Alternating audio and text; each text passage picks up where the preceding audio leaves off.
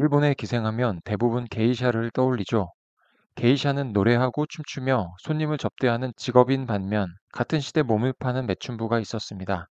그들을 유녀라 불렀고 그 유녀 중에서도 가장 높은 지위를 가진 여인들을 바로 오이란이라고 합니다.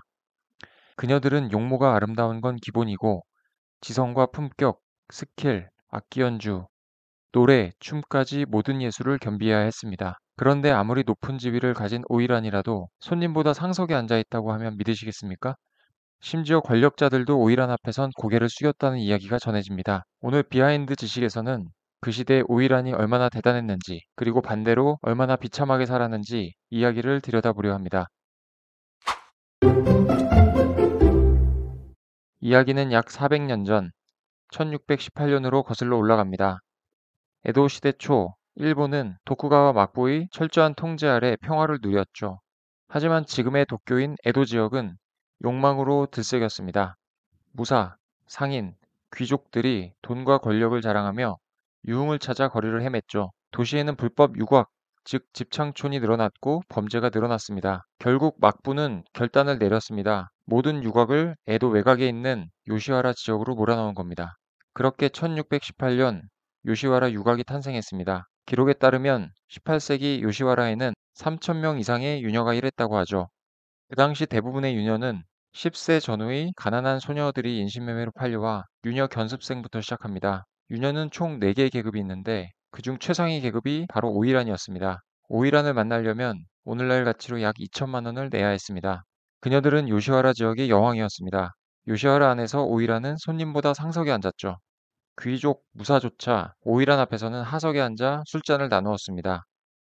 하지만 오이란에게 주어진 이런 영예는 요시와라 유곽 안에서만 가능한 일이었습니다. 최상급 유녀인 만큼 만나기까지 절차가 복잡했습니다. 오이란의 접대를 받으려는 손님은 3차례 이상 오이란을 만나야 했는데 첫 만남에서 오이란은 손님과는 멀찍이 떨어져 앉아 손님과 함께 먹지도 마시지도 대화를 나누지도 않았습니다.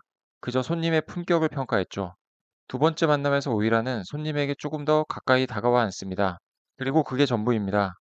손님은 또 한 번 시험을 받는 겁니다.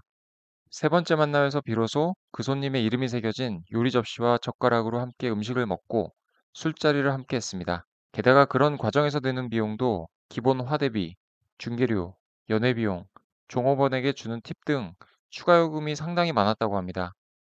결국 오이란을 만날 수 있는 건 돈 많은 상류층 사람들로 자연스레 한정되었죠. 또 오이란은 트렌드의 중심이었습니다.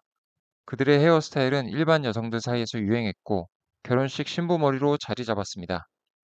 30kg 기모노와 10kg 가발은 요시와라의 패션 아이콘이었죠. 그 무게를 견디고도 우아한 걸음걸이와 미소를 유지해야 했습니다. 무게중심을 무너지지 않게 한 발 한 발 내딛는 그 모습은 사람들에게 패션 아이콘이자 예술작품으로 보였습니다. 심지어 오이란이 신던 높은 나막신 코보쿠까지 일반 여성들 사이에서 모방하는 유행이 되었죠. 겉으로는 오이란이 요시와라의 여왕처럼 보이지만 실상은 달랐습니다. 오이란이 되기 위해선 막대한 비용이 필요했습니다.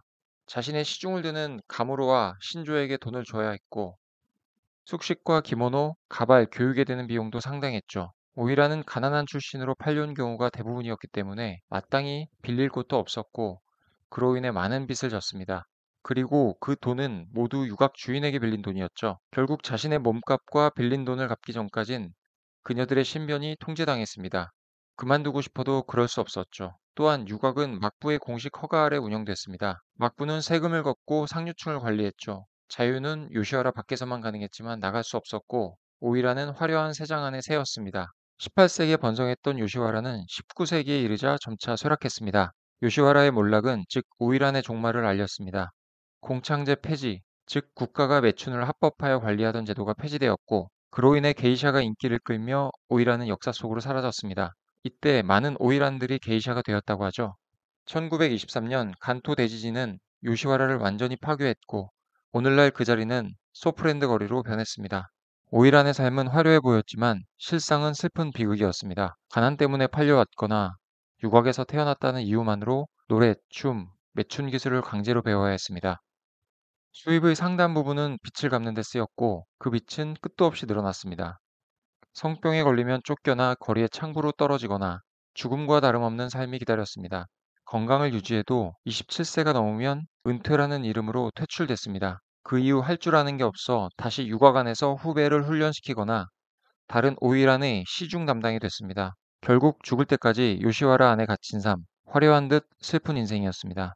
오이라는 에도 시대 요시와라 유곽의 최상위 유녀였습니다. 그녀들은 문화와 사교의 중심이자 예술과 패션의 아이콘이었지만 그 화려함은 통제와 억압 위에 세워진 환상이었습니다. 오늘날 일본에서는 오이란 도출하는 행사가 열립니다. 오이란이 손님을 만나러 가는 행렬을 재현한 것입니다. 이것을 역사와 문화를 재현한 축제라고 보는 시각과 억압받는 여성의 비극을 낭만화하지 말라는 비판도 있습니다. 오늘의 이야기는 여기까지입니다. 비하인드 지식이었습니다.